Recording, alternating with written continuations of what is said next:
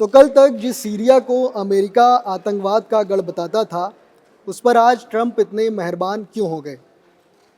जो देश पिछले 47 साल से अमेरिका की स्टेट स्पॉन्सर ऑफ टेररिज्म की लिस्ट में शामिल है, उसे उस बदनाम सूची से क्यों निकाला जा रहा है?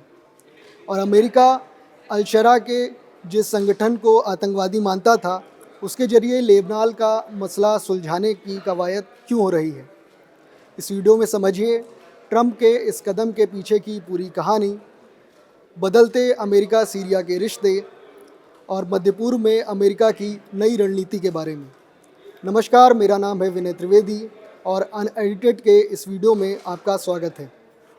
सबसे पहले तो मैं आपको बता दूं कि ट्रंप ने सीरिया को आतंकवाद प्रायोजक देशों यानी कि स्टेट स्पॉन्सर ऑफ टेररिज्म की लिस्ट से हटाने का मन बना लिया है। इसकी सूचना मार्को रूबियो ने भी दी। उन्होंने बताया कि ट्रंप ने इसको लेकर अमेरिकी कांग्रेस को औपचारिक तौर पर सूचना दे दी है। Marco Rubio social media platform x यानी एक्स पर लिखते हैं कि यह कदम सीरिया के लिए आर्थिक पुनर्निर्माण और बेहतर भविष्य के लिए होगा। इससे वहाँ के लोगों को नए नए मौके मिलेंगे। अब इसमें भी दिलचस्प ये है कि ये बयान ट्रंप का तब आया है जब वो तुर्की की राजधानी अंकारा में पहुँचे हुए हैं और उन्होंने नाटो समिट 2026 के दौरान सीरिया के अंतरिम राष्ट्रपति अहमद अल-शरा से मुलाकात की। इस मुलाकात में ट्रंप ने अहमद अल-शरा और सीरिया की तारीफ़ की और कहा कि वो सीरिया को आतंकवाद प्रायोजक देशों की लिस्ट से हटाने के पक्ष में है। ट्रंप ने यह भी कहा कि सीरिया ने पिछले दिनों काफ़ी अच्छा काम किया है और उन्हें लगता है कि सीरिया को आतंकवाद प्रायोजक देशों की लिस्ट से हटाना चाहिए। अब ये भी आप जान लीजिए कि सीरिया पिछले 47 साल से अमेरिकी विदेश विभाग की इस लिस्ट में दर्ज है। सीरिया दिसंबर 1979 में इस लिस्ट में दर्ज हुआ था और तब से लगातार ऐसे देश के रूप में कुख्यात था, कहेंगे, जहां पर आतंक का गढ़ था, जहां से आतंकवाद पैदा होता था। लेकिन दिसंबर 2024 में जब सीरिया से रूस के समर्थन वाली बशर अल-असद की सरकार गिर गई, उसको हटा दिया गया, तब से अमेरिका सीरिया के लिए नर्म हो गया और तभी से सीरिया को आतंकवाद प्रायोजक देशों की लिस्ट से हटाने की मांग अमेरिका में हो रही है।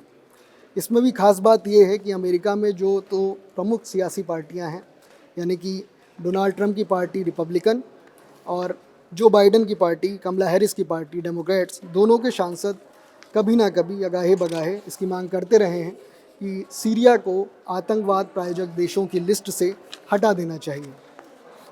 अब बात हो रही है जब कि सीरिया को आखिरकार इस लिस्ट से, इस बदनाम लिस्ट से क्यों हटाने की बात हो रही है अमेरिका की तरफ से, तो अमेरिका ने इसे बताया है कि हम सीरिया के साथ अपने संबंधों को सामान्य कर रहे हैं।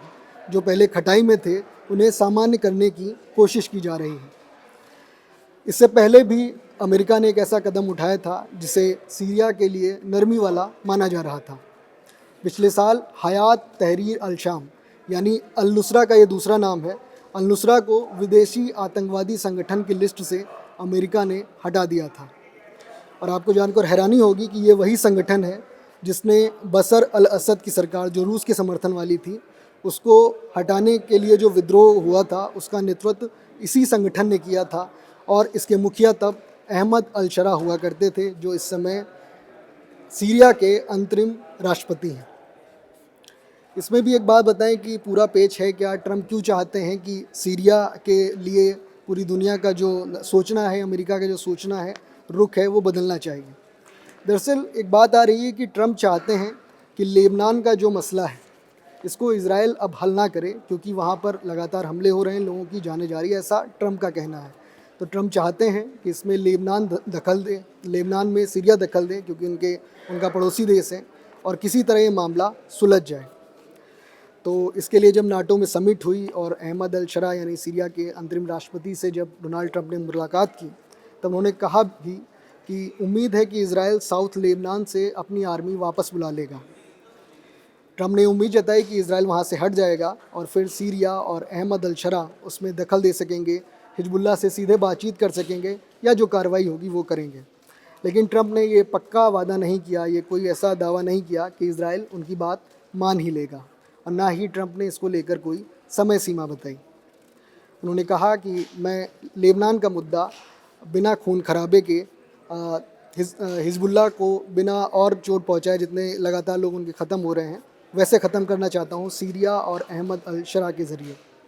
इससे पहले भी पिछले महीने जब फ्रांस में G7 की शिखर सम्मेलन हुआ था, तब कतर के अमीर से बात करते हुए ट्रंप ने कहा था कि लेबनान में हिजबुल्लाह से जुड़े मसले को सुलझाने में सीरिया और उसके अंतरिम राष्ट्रपति यानी कि अहमद अल शरा अहम भूमिका निभा सकते हैं। ट्रंप और इज़राइल को वहाँ से वापस आ जाना चाहिए, अपने कदम पीछे खींच लेने चाहिए अगर वो सारे लोगों को बिना मारे ये मसला नहीं सुलझा सकते हैं। तो ये पूरा मसला है, क्योंकि आप जानते हैं कि जो ईरान और अमेरिका के बीच शांति वार्ता हो रही थी, हालांकि इसमें अब खटाई पड़ गई है, तो जो वार्ता हो रही थी उसमें एक प्रमुख बिंदु ये भी था कि लेबनान में इज़राइल के हमले नहीं होने चाहिए। इसको लेकर अमेरिका ने इज़राइल से कहा भी था, लेकिन इज़राइल नहीं माना था और उसने लगातार हमले, एक तरफ शांति वार्ता हो रही थी, MOU साइन किए जा रहे थे, दूसरी तरफ लगातार इज़राइल साउथ लेबनान में हमले कर रहा था। उसकी सेना भी साउथ लेबनान में घुस चुकी है। लेकिन अब ट्रंप चाहते हैं कि इज़राइल वहाँ से हटे, हमले ना हो और जो लेबनान का ही पड़ोसी देश है सीरिया, उसके ज़रिए ये लेबनान का पूरा मसला सुलझाया जाए। तब हम बता देते हैं आपको कि ये जो अहमद अल शरा जो आपने नाम सुना, यानी सीरिया के अंतरिम राष्ट्रपति, ये कौन है, इनका इतिहास क्या रहा है और ये इस समय इतने अहम भूमिका में क्यों बताए जा रहे हैं। दरअसल अहमद अल शरा दिसंबर 2024 में जब बशर अल असद की सरकार सीरिया से गिरी, यानी जो रूस की समर्थन वाली सरकार थी, जब वो गिरी तो अहमद अल शरा को ही मौका मिला वहाँ का राष्ट्रपति बनने का। ट्रंप ने, और तब वो सत्ता में आए और इनका एक और नाम है जिसके नाम से जाने जाते हैं पूरी दुनिया में, इनका नाम है अबू मोहम्मद अल जुलानी।